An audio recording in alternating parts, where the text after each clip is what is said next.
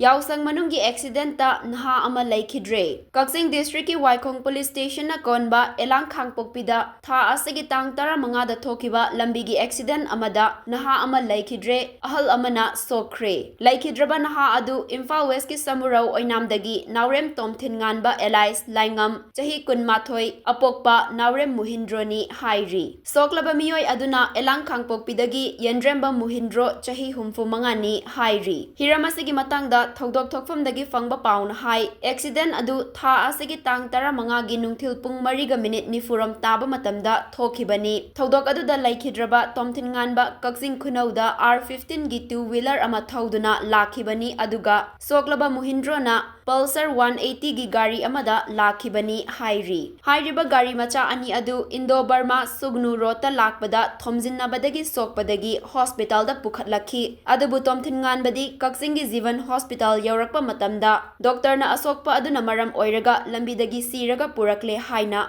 fongdokhi. Soklaba ahal aduna Imphal gi hospital amada layeng chatharakibani hairi.